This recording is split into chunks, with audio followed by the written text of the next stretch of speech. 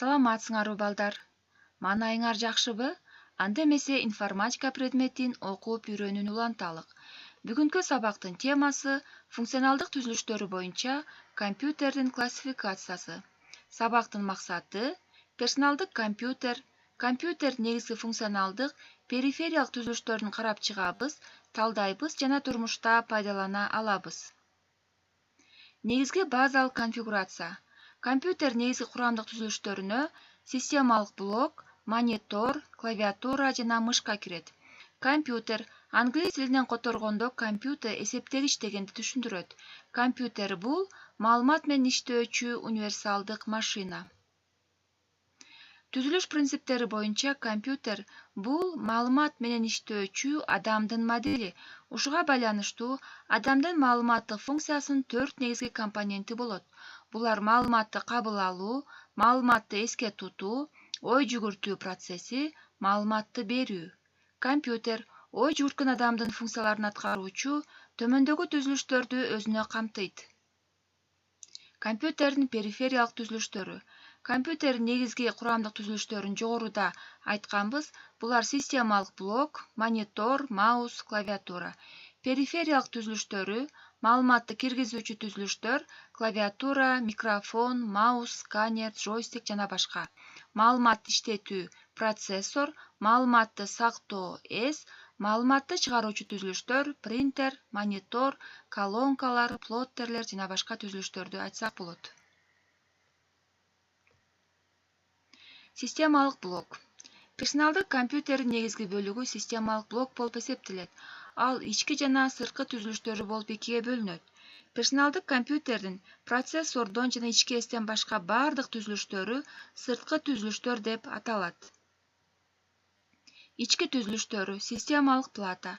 Персоналдык компьютердин аппараттык негизин системалык плата, энелик такта түзөт. Анда эң маанилүү микросхемалар, процессор жана ички эс жайгашкан. Сүрөттөгү биринчи орунга микропроцессор жайгашат, экинчи орунга ички эс жайгашат. Иштетүүчү түзүлүш процессор.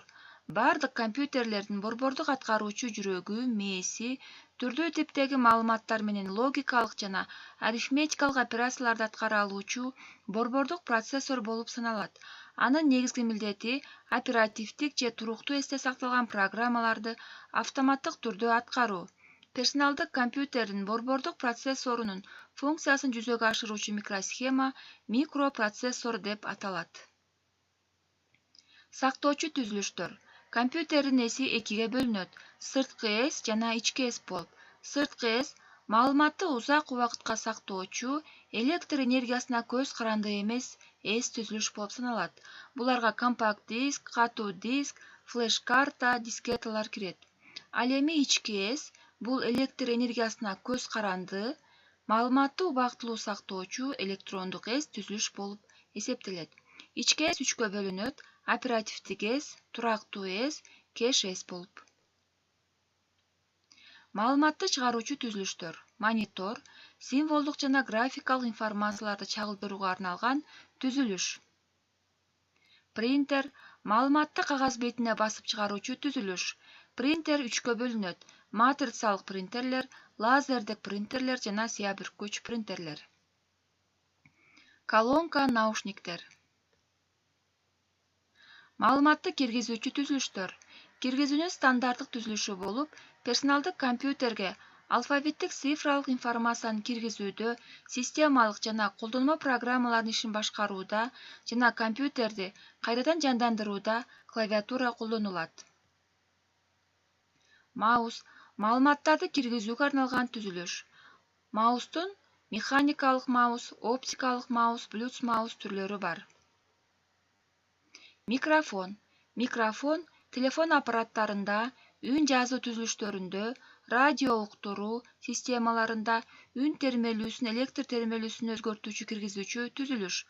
Ал телефон жана магнитофон, үн жаздыруу жана кино тартуу, радио уктуруу жана телекөрсөтүү, радио байланыш, ошондой эле ультра үндү текшерүү жана өлчөө жана башка көптөгөн түзүлүштөрдө колдонулат. Сканер Сүрөттөштөрдү компьютерде кайрадан иштетүү үчүн же монитордун экранына чыгаруу үчүн цифралык формага өзгөртүлөт. Башкача айтканда, оптикалык маалыматтарды киргизүүчү түзүлүш болуп саналат. Джойстик — бул башкаруучу ручка. Бул көбүнчө компьютердик оюндарда колдонулат. Анда эмесе балдар сабакты жыйынтыктайлы. Сабакты жыйынтыктоо үчүн төмөндөгү кроссвордду чечмелейбиз. Тигинен биринчи суроо. Маалымат менен иштөөчү адамдын модели. Бул компьютер. Экинчи суроо.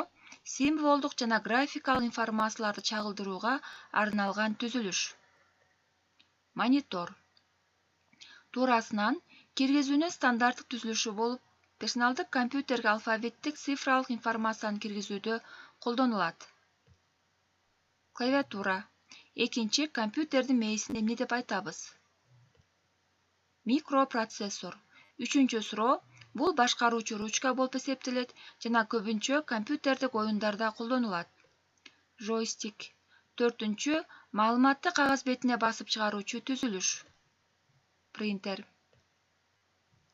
Үйгө тапшырма. Компьютердин түзүлүштөрүнө класстер түзүү, түзүлгөн класстерди сүрөткө тартып, мугалим эжеңердин почтасына жөнөткүлө. Көңүл бурганыңарга чоң рахмат. Кийинки сабакта жолуккучакты сак саламатта тургула.